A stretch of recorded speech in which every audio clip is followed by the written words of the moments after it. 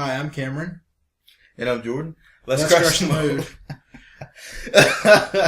Oh, man. You alright? Yeah, I'm good. Alright, so we're here to talk about The Legend of Korra, specifically Book 3 Change. And you seem to have a case of the giggles. We're also going to talk a little bit about Book 4. Huh? Yeah. Yeah, Book 4. Okay. I'm good. Okay, so Book 3, Legend of Korra. Alright, so where to begin? After Season 2, which ended with a big bang, kind of wondered where they were going to go with Season 3. Like, what were they going to do? Yeah, Vaatu seemed kind of like a last villain, like final boss type villain. Yeah, I mean, Vaatu, Dark Avatar, Korra comes like a giant. Yeah, remember that happened? That happened. Korra was a fucking giant. Yeah, it kind of seemed like the final fight, because it basically dealt with the origins of what Avatar is, and it seemed like this is as far as it's going to go. But it's like, okay, here's what happens after all of that. And this season, we got a lot of change here. Appropriate. Fitting with the title. So, what'd you think? I really enjoyed it, because I feel like so far the way they've approached Korra is kind of like treating every season as though it could be the last, even though, they were guaranteed, up to the 4 books and whatnot. So they treat it with first care. Season, yeah, they treat it like it's gonna be the last. We should end this with a bang, and I feel like they really delivered with Season 3. I mean, I don't feel like it dealt with like a lot of the aftermath of, the two worlds becoming one, but who cares? It was awesome. Yeah, they covered it. Yeah, they covered a little bit about it, but they didn't go into detail. And they introduced a new villain and a larger plot going on within the background when they introduced the Red Lotus. And what can you say about that group? The Red Lotus are... It's interesting because they're a very entertaining group, and they're very dangerous. But the weird thing is we don't get too much backstory on a lot of them. No, you don't. And I think part of that's a function of the fact that they're limited to a certain amount of episodes compared to Avatar, which had like twice as many episodes per season. And Zahir was a really good villain. He was a good foil for kind of the people that came before, whether it be Aang or Tenzin. And, Tenzin was kind of the guy who wants to build a nation. He's a master airbender. He believes in peace and nonviolence. Zahir is willing to do anything to achieve his goals, whether it be violence or killing. And he wants to destroy the nations and bring chaos. So it's kind of like, I kind of like that foil method. And the other members were very entertaining with, I like the little details they added in for each one. What did you think of the Red Lotus? I very much enjoyed them, because, you kind of wondered who was the villain going to be, or who were they going to be. And for starters, I am so glad it's not just a waterbender. That's 2 seasons of waterbenders as villains. God, that's annoying. But I really enjoyed them. They were different. They were unique. They stood out. They were formidable opponents on their own, and they worked really well as a team. Disturbingly well as a team.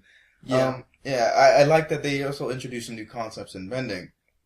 And, some different traits going on. Like, I like that, Zahir was just like this dude, Just this average dude. Well, not average, you know what I mean? Like, he was just this dude that got airbending powers.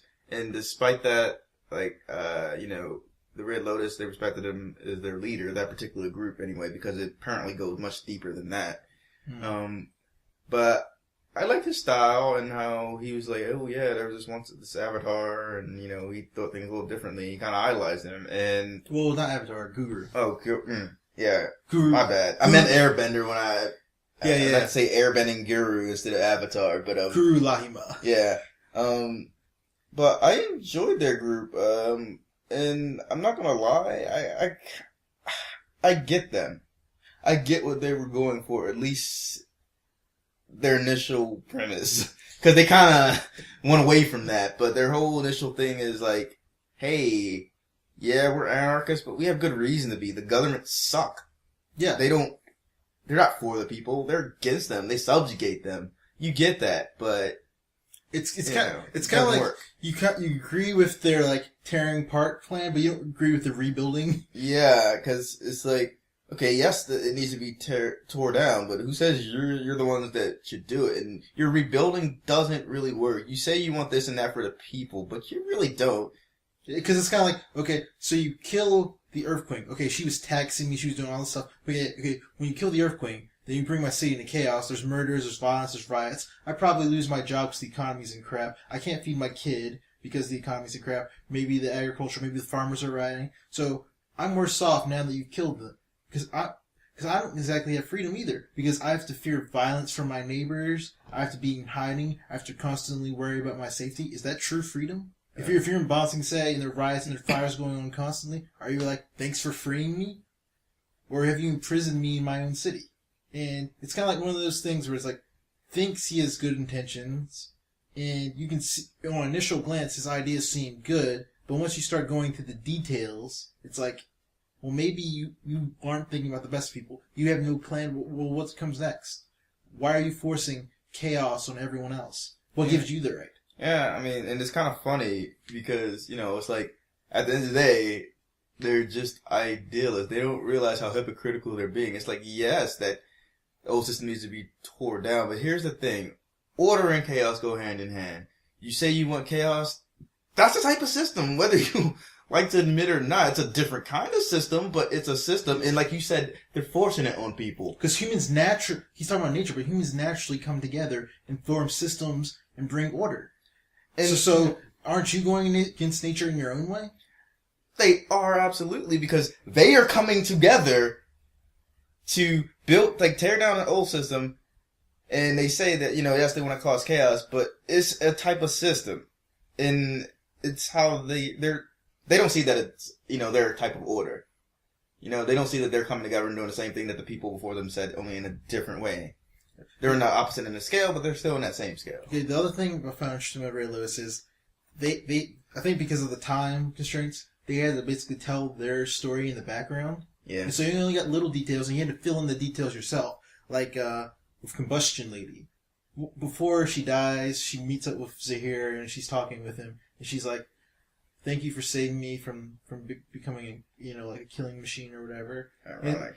And so she's like the Combustion Man or Sparky Boom Man from the original Avatar, and so he was kind of like an assassin for hire. And so you can kind of get some kind of idea, perhaps that maybe those combustion people are perhaps some kind of order of assassins, but they don't outright tell you that. You just have to kind of bring in the details yourself. You're just inferring it, but with some good detail behind it.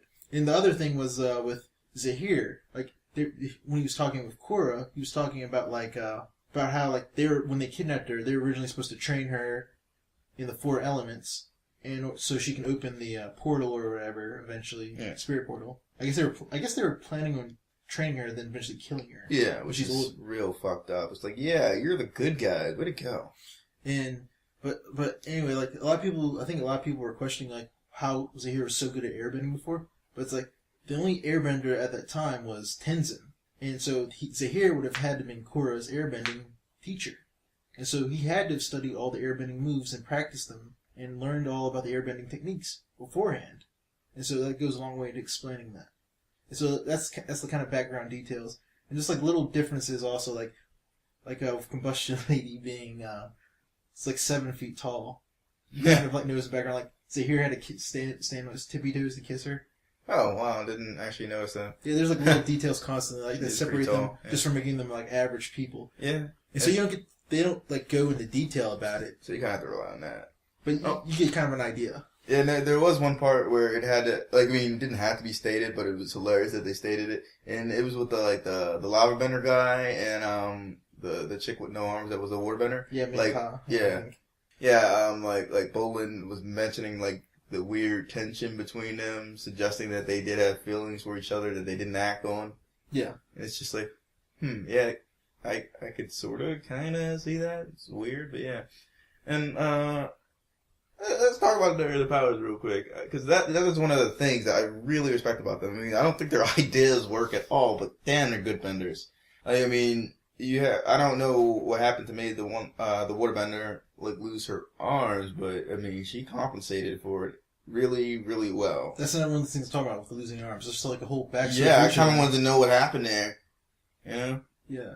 But I mean, she was an incredible waterbender and used it as an actual extension of herself with any water around her.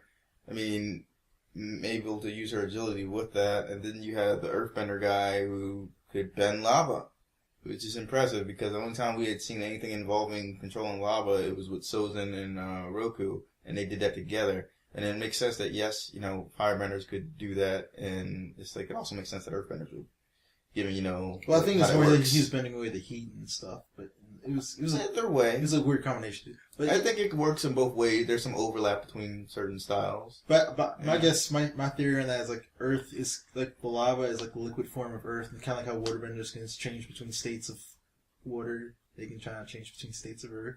Yeah, it's the same with fire and all that stuff. I mean, there's a lot of cool things. Yeah, and so he could bend lava, which is pretty slick.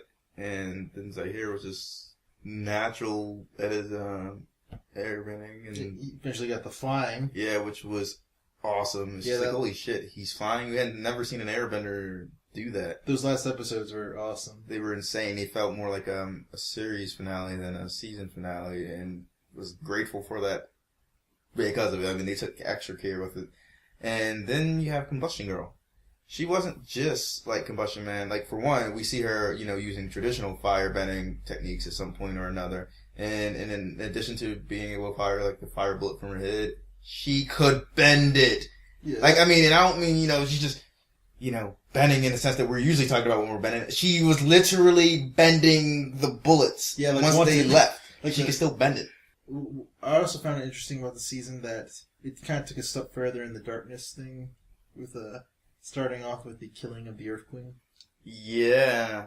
I mean, Zahir, like, he sucked the air out of her body, killing her in a particularly violent way. And the funny thing is, it wasn't like bloody or gory or anything, but it was still incredibly violent because you're seeing her choking to death. Is he just you saw her eyes bulge. He brutally killed her, like creating that air bubble around her to suck it out, like all the air. It's like, wow. It was pretty dark. And then you saw a couple other bad deaths. Mako killed, the water lady. With lightning. Yeah, which we hadn't seen for a while. Yeah, and the funny thing is, we were talking about that when that was happening, because, I was like, hey, why doesn't he ever use lightning bending? It's not like he can't, because we've seen him do it. And then she put him in a situation where he didn't really have much choice, because she was going to kill him in a cave with all the water unless he used it, and he did, and he killed her, and it was brutal. And I think the most brutal one was Combustion Lady. Sue and Lynn teamed up. Lynn distracting, and then Sue encased her hidden metal just as she fired the combustion bullet and blew her own head off. Yeah, and when we're seeing this, we saw it because we saw her firing the bullet. We saw the helmet or whatever it was go on, and we see it kind of exploding. But then you see a light. You see the light and everything. You're like, then it gets away. Yeah, you see an explosion from a distance, and you're like, wait a minute. It's like, holy shit, she just made her explode her own head. Oh, damn. Like, Sue was brutal, which we hadn't really seen, so that's kind of funny. So yeah, there was a lot of brutality there, and let's not forget that the lava bender killed himself in an effort to try to kill Bolin as well. Yeah. And he might have actually killed the other lady, too. It's tough to say. Because we don't know if she's technically dead or not. Yeah, so either Mako killed her with lightning, which he knew was a risk when he did it. Yeah. Or the other guy killed her when he took down the whole place. Either way, it was brutal. Well, Korra's very different from Aang, because like when she was in the platinum handcuffs and everything, she was like, if I get out of here, I'm going to kill you. She's like straight up said that. Yeah, Aang's all like peaceful and stuff like that, but no, she's like, fuck that. No, they're all going down. Yeah, I mean, there's actually like a lot of death this season, and I think it's interesting to see the Red Lotus interact with everybody because, like, yeah, they're evil, they're the bad guys, but, it's different from a lot of other bad guys, you know what I mean? See, there seems to be this whole other Red Lotus organization, because we saw the side soldiers thing, and we also, Iway, the seer or whatever, the truth teller, I don't know. You can tell if people were telling the truth based on the vibrations in the earth, which, by the way, since he was the only one who could do it in the city, was a really bad idea, but that's another thing. And we also got hints that there's like kind of a larger conspiracy because we know this one dude named like Jai Bao or someone. like years ago, way before then, had started the Red Lotus after the White Lotus basically became the Avatar's bodyguards. He's like, I don't agree with what you guys are doing, and started the Red Lotus. We don't really know that much about him either. No, but maybe they'll go into that. Yeah, and I don't know like if the Red Lotus are going to play a bigger role next season or not. But I don't know. It seems like they might play some role at least. Yeah, I feel they'll at least play the secondary villain role. Yeah, I have no idea what the main ones will be. But, yeah, so overall, though, I liked the Red Lotus. They were entertaining villains. They had a goal. They were really trying to achieve it. I think they were misguided, but they were trying. And they weren't evil in your traditional, like, I'm just evil to be evil, which, done by certain people, actually can be fun, but most of the time people, they just do it because they feel like, yes, we just have to have someone that's evil. Korra was it's always an interesting show because the villains in each season are always at least partially right. Yeah. They always at least have some good intentions or some good ideas thrown in with their evil plans or their madness or whatever. Amon in the first season, he was kind of right that non-benders did get kind of a short thrift. Like, I mean, why was Republic City being ruled by a council full of benders? Yeah. And eventually they corrected that after the first season by electing a president, a democratically elected president.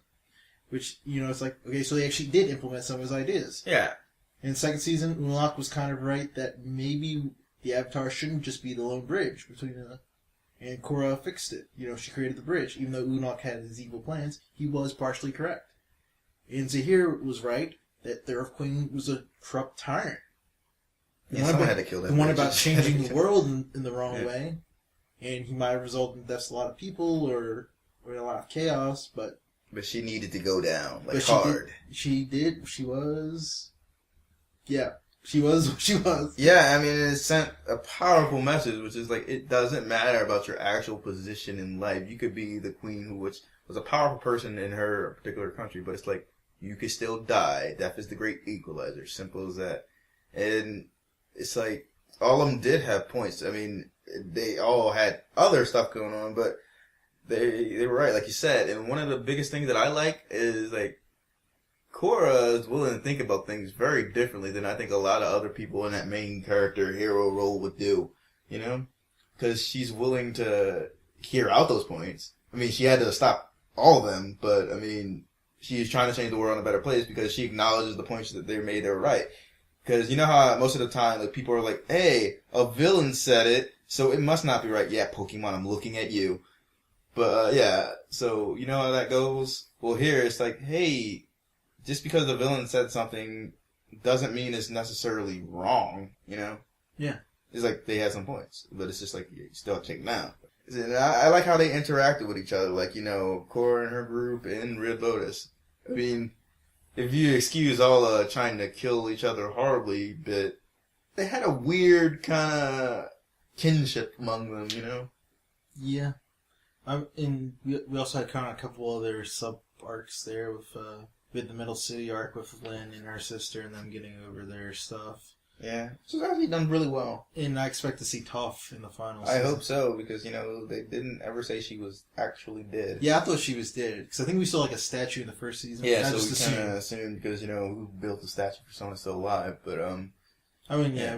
You don't see that too often, so, but no, like, the only ones that we have that were confirmed deaths were Aang and Sokka. Yeah. Those are the only ones that we know that are dead. And we also had this subplot with the Airbenders coming back. Yeah.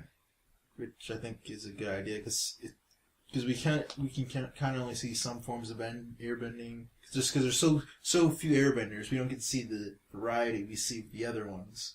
Or like, with waterbending, we've seen, like, spirit bending with the water. We've seen, the arms. We've seen the blood bending. We've seen plant bending.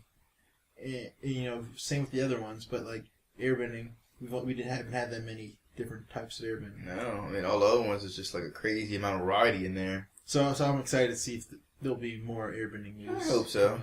Yeah, let's talk about the main group for a little bit. Because, I mean, this has so far been kind of centered around the Red Lotus, because they did kind of steal the show there. Yeah, okay, well, I guess we'll start with the side characters and work our way up to Korra. Yeah. Okay, so I guess Mako, he really didn't change that much this season. No, he's still a douche, everybody. He's still a douche. Okay, well, it's like more like him just like realizing, okay, maybe I should be awkward, and then they kind of showed off some of his key, like how he's valuable to the group. He's kind of the level-headed one, and the also rational, good detective, and they kind of showed his skills with that. Yeah. And that's his vital part to the group. Yeah, because as much as I hate to admit it, he actually does have some serious skills. Like, he's a decent detective, but, although, you know, given how horrible everyone else is with figuring out the obvious, doesn't say too much. But that being said, yeah, he does have some skills, and he's a really good firebender. You don't see it too much, but yeah, he's pretty good at that. And to be good at lightning bending, you have to be good anyway. And I think he actually did use the jet move for like very, very briefly. Couldn't use it for like an extended period of time, but he used it to get away, which we hadn't seen him do before. Like, I mean, I feel like everyone grew a little bit this season, and yeah, it was more in the background. Yeah. Like straight. I think the only one that was like up in the front was like Bolin's arc. Yeah. But I guess we can talk about that. Like, yeah. Bolin, he was basically struggling with like metal bending this entire season. And he also had Opal. Yeah. So Mako, we don't see a lot of growth, but Bolin kind of do. I mean, because he did want to really do metal bending. I mean, he had dreamed about it, so he revealed. But I feel like lava bending fits him better. Hmm? I feel like lava bending fits him better. So, I mean, that was pretty cool. Like, he ended up being able to use lava bending when the time called for it, and it's like, oh, that's pretty damn cool. And he got over his weird relationship stuff because he's like, well, maybe I shouldn't just write someone off for some arbitrary nonsense reason. Yeah. Like, cause he's like, oh yeah, I sort of like her, but then there's this. It's like, oh, Bolin, come on, dude. And so he got over that though. He also kind of acts like pretends that like other people like a jerk and. Yeah, but it's like, dude, come on. Yeah, and so he had the most growth. I mean, like Asami, I guess like her growth is more defining her relationship with Korra. Because there was that weird like, kind of like standoffishness in the earlier seasons. Well, because I mean, there couldn't be helped. Yeah, because the awkwardness with the Mako thing. Yeah, but I mean, there's another way she grew. Bad stuff stopped happening to her. Yeah. Which I was so glad to see because I gotta say, she is one of the most sympathetic characters in there because it's like, she's a good person. She does her thing, intelligent, can fight, and bad shit just keeps on happening no matter what she did. It's just like, damn, can't that chick win? I mean, come on. And so they finally like made her, not have a bunch of bad shit happen. But one of her biggest things, one of the reasons why you root for her in the first place was that, no matter how bad it got, she just kept on going anyway. She's like, yeah, this really sucks, but I'm gonna keep on fighting. So it's like, it's nice to see something good happen to her for a change. Yeah, so yeah, Mako with like virtually no growth. Just saying, hey, yeah, this is why he's still here. Bolin having some like personal growth and some like bending growth. Asami having some growth in her luck as well as her relationship with Korra. Yeah, they had that team up episode. Yeah. And then we have Korra. Although, before we get to Korra, I think we need to give a shout out to Tennyson. Yeah. Because, alright, Tennyson. And Janor. Oh, yeah. True. She became an airbending master. Yeah. Which is really crazy because she's like super young, but I mean, chick has skills. She has the airbending skills and the spirit skills. And airbending master. And yeah, I guess it runs in the family. So, yeah, like, Janor, was she the oldest, right, of Tennyson's kids? Yeah. Like, I mean, Tennyson didn't want her to become, like, an airbender master at such a young age for whatever his hang-ups were. But, I mean, he couldn't fight how good she was. So, by the end of it, she did get that. And she proved how useful she could be to everyone time and time again. And that stacks up and people notice. So, it was nice to see her get that, even though now she kind of looks like a creepy female Aang. But it's nice to see her get awarded. Because he's all like, oh, yeah, you shouldn't be getting tattoos. I guess it's kind of your culture. Regrow over the... Yeah, because she had to get him shaved for the tattoo. But it's like, it's nice to see that her rewarded for that. And with Tennyson, so this whole time, we're hearing how Tennyson is an airbending master, and we're inclined to believe that because it's like, well, why wouldn't he be? But we almost never see him fight. Show, not tell. Yeah, right? And so this time, this season, we actually get to see him fight. And man, Tennyson was going in. Yeah, he was going to defeat Zahir. Yeah, he outmatched him. It was crazy because he's just like, nope. When they were like, oh yeah, there's no point in fighting, when the Red Lotus like cornered them in the air temper, and he was pretty much like, nah, fuck that, I'm fighting. And he was able to go not only toe-to-toe, but as you pointed out, he almost defeated him until like the other Red Lotus got together, in which case they're kind of hard to beat as a team. It was just interesting because you saw like Zahir jumping across to like top of a wall, and like, well, like as soon as he got there, like Tenzin had done it like in a leap, and it was like over him, and so it was like really interesting to see like he was like I guess like I don't know, Zahir's kind of like a parkour style, like box like MMA kind of just type of airbending where he's like boxing, like the airbending is going out like in a punch, which is really cool and makes a lot of sense because martial artists, have control of our bodies is what we do, And like Tenzin was much more of a flow, Yeah, but it's just crazy because even though he's got this chill, relaxed style, it was kind of like brutal in combat though in its own right because it's just like. He was doggedly pursuing him. It was like, yeah, I'm not going out like a bitch. It's time for you to run. And he was even doing like some crazy stuff. Like, he had that behind the back shot thing that he did. And he was actually able to go toe to toe with all of them. It's just like there was no way he could win that. Yeah. But he was like, damned if I'm not going to try. And so it was nice to see Tenzin actually get the fight for a change, Yeah, because like his dream was finally within reach. And... he was willing to fight for it, but I guess Korra now. Yeah. What I found really interesting is like Korra does not actually like fight the Red Lotus until like the end. Yeah. It's pretty much everybody else. And I just found it really interesting because like I guess like the first two seasons were about like her kind of like bringing herself in and gaining control over herself, and her like she always had this major temper. And like she would lose her rationality and thoughts, in the like in the midst of like injustices, and she would grow angry when she felt like, like she would resort to violence at points where she shouldn't. But and like in this season, she did kind of at points sometimes have that, but like it was much more toned down. I guess because she'd learned from previous seasons. Yeah, she was pretty calm. And like Tenzin was coming to her for advice. And so it was much more like she was the avatar in control and stuff. Yeah, and I mean, I felt like she took that really, like, she took a lot of things really well. I mean, she still, like you said, had her anger, but, I mean, she even handled, like, all that nonsense between, like, the Republic City president and how, he was treating her. Because, he's trying to put the blame on her and the spirit stuff in the city. But, I mean, she still handled that pretty well and, like, everything and trying to find some, like, middle ground between her and the Red Lotus, who were so stubborn and weren't going to find one. And you see, like, some of her fighting throughout the season, but like you said, don't really see her fight the Red Lotus till the end. You see, like, everyone else getting in it, and you just see a little bit of her action where before it's primarily her action supported by others. But when they got to the point where they're, like, demonstrating her powers, damn. I mean, it got crazy. Yeah. And, like, I found that scene very interesting because Korra, unlike Aang, always wanted to be the Avatar. From when she was a kid to now. And like that entire scene, where it's like she's I guess a lot of people are assuming it's mercury poisoning or whatever. Yeah. If she's poisoning, she's like hallucinating and she's imagining the previous season's villains and stuff. Like her greatest fear is that she's no longer needed and that the Avatar is like an outdated thing and that she should just be disappeared. And it's very interesting, like, watching that, because, like, you see season's villains. It's trying to show that to the world, that the Avatar is an outdated idea. The world no longer needs the Avatar, and she's fighting against that idea. And it's just really interesting, because that last scene where, like, Jinora and the Airbenders are, like, basically taking over for her, like, she has that tear, and you're like, there's a lot of reasons you can wonder why, like, maybe the physical thing, maybe the burden of it's gotten too much for her, and there's also the possibility that she thinks maybe they're right. Maybe they don't need me anymore. It could be some combination. Yeah. I mean, because she's also someone who just, like, moves around so freely. So being confined to a wheelchair can't help.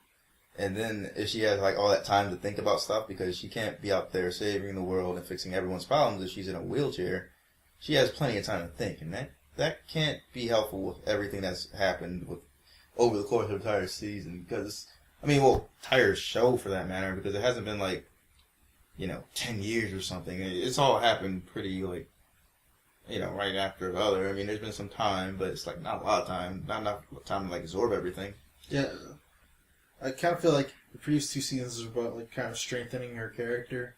And, like, this last part of the season was about, like, basically kicking her down.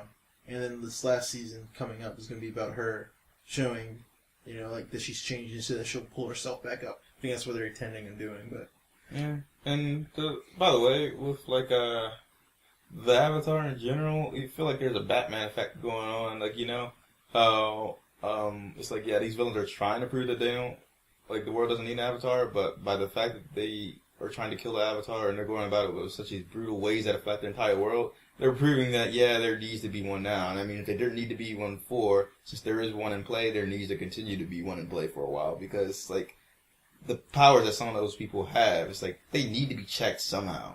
I mean, I enjoy Korra. She's still my favorite Avatar, so far. Not just Aang, but, out of the ones that you see in the flashback and stuff like that, too. She's my favorite Avatar because, I mean, she seemed to not only embrace the role, but actually want to be a better person and a better Avatar and actually try to, achieve this balance while, trying to have a nice inner balance going on. And I liked how she was during that fight. Because once Zahir was everyone's like, holy shit, you can fly? And he's like, yeah. You knew the final fight was going to be insane. And Korra had it in the Avatar state.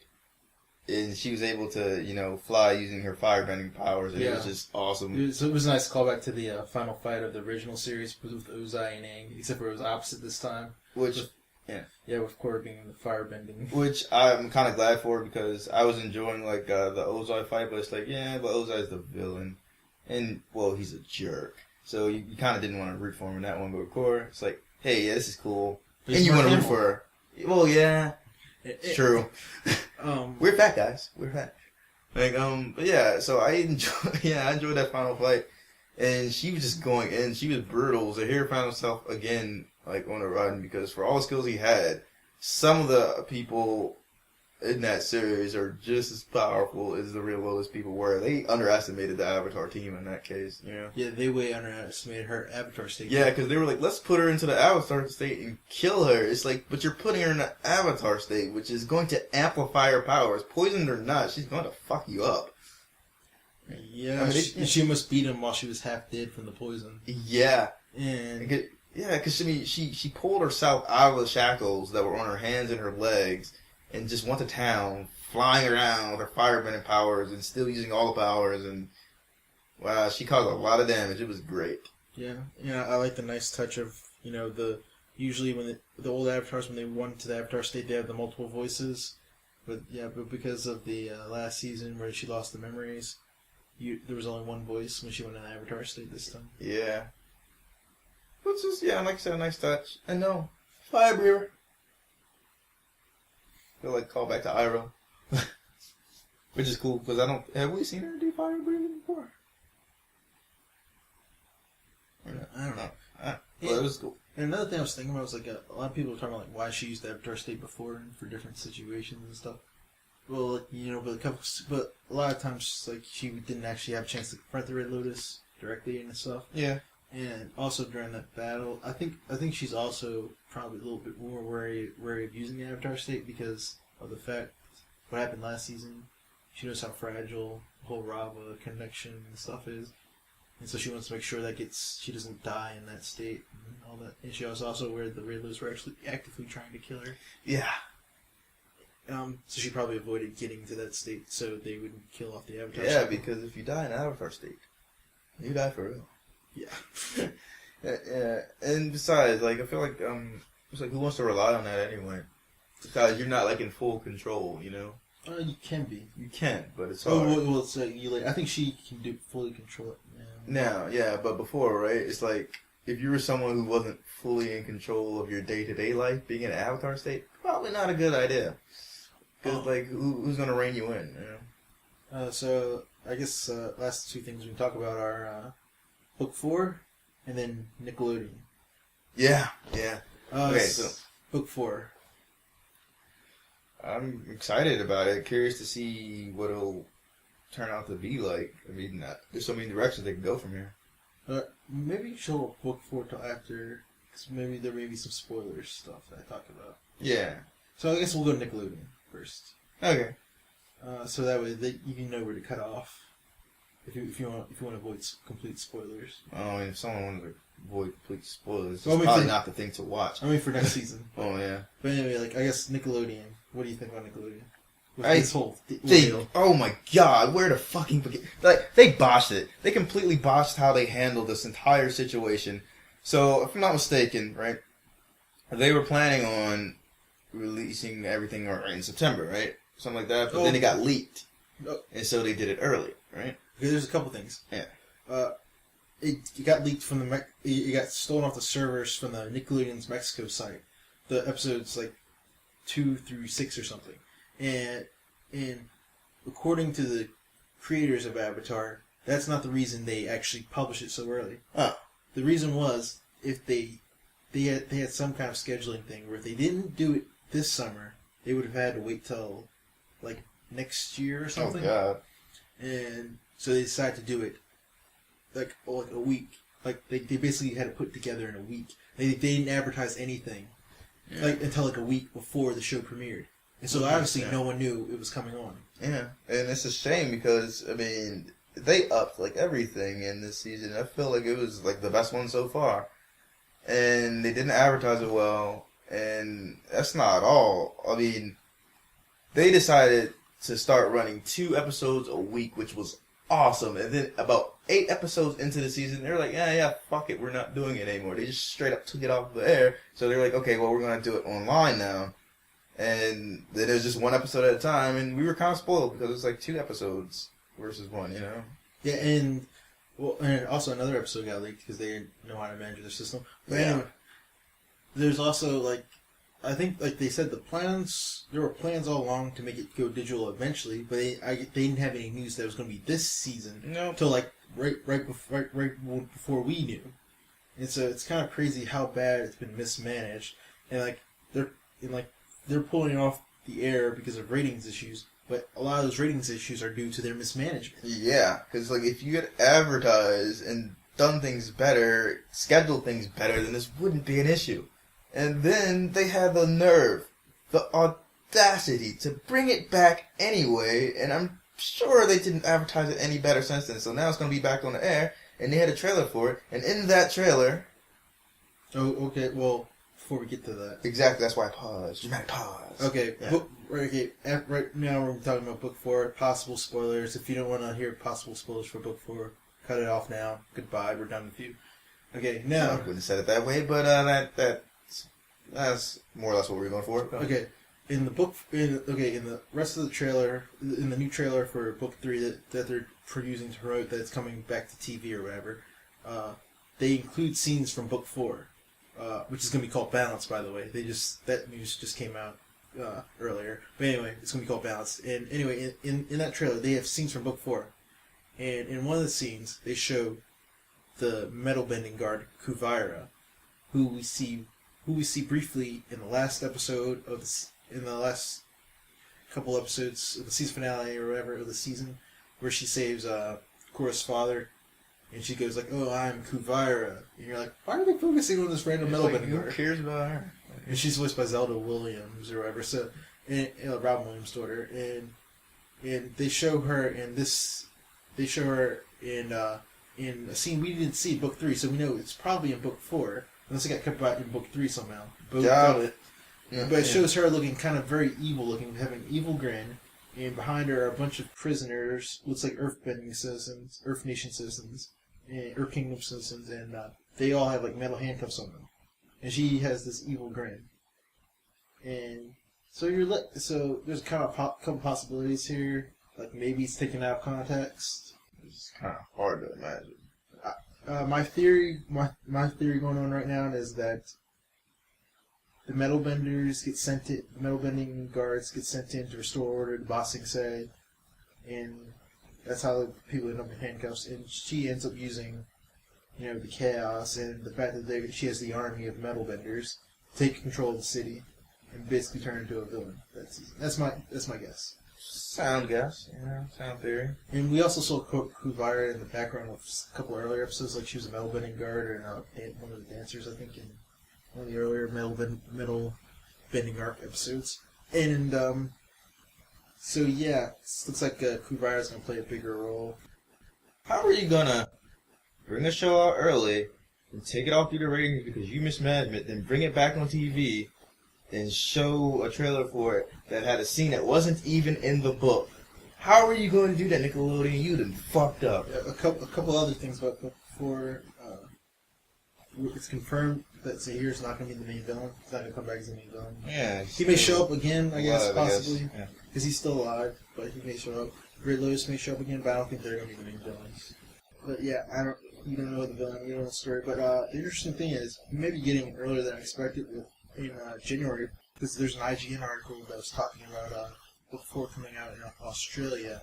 So it makes sense that they release it simultaneously worldwide or earlier in the United States. But who knows what will actually happen because it's Nickelodeon. Yeah, they've mismanaged stuff before, so we can see them mismanaging again. And also, there's a couple other clues that it's going to come out. Like, there's the DVD, Season 3 DVDs coming out around that time, and the book art for Season 3. And those are usually, the book art is usually timed with the release of the new season. So there's probably a good chance, and we might actually hear news about that pretty soon. But, so yeah, that's Book 4. And also a lot of people are theorizing that we might see the Fire Nation show up this time around, because we've seen all the other nations and how they modernize. Yeah, and I don't know about you, but I kind of want to see Zuko actually do something. He did some stuff. He barely did We stuff. might see the new Fire Lord, or I guess Fire Lady. Which is still weird because normally, they pass it on upon death, but Zuko just kind of went across the world traveling. Yeah, you have to give it to his daughter. Yeah. Which is kind of weird because, given what we saw in Avatar, who would have ever guessed? But, a lot happens over time. But, so yeah, there's that, and, it might make sense that we could get an earthbending villain this time. I don't think we've had a main earthbending villain. No, we haven't. We've had side earthbending villains. Yeah. And they're kind of overdue because we've had fire, we've had water, we've had air. Well, I guess maybe the Dai Li were the main earthbending villains of Season 2. You can call them, but as far as, an individual, though... Yeah, we haven't had, a big individual. Because you can't really count the earthbending because she sucks. Maybe the hit of the Dai Li, I don't know. But anyway, maybe that's what they'll try to make Kuvira, I don't know. I just wish I hadn't seen that. But, what can you do? Yeah, I guess we'll see. Either way, I'm looking forward to Season 4. Me too. Alright, I'm Cameron. And I'm Jordan. This was Scratch the Mood.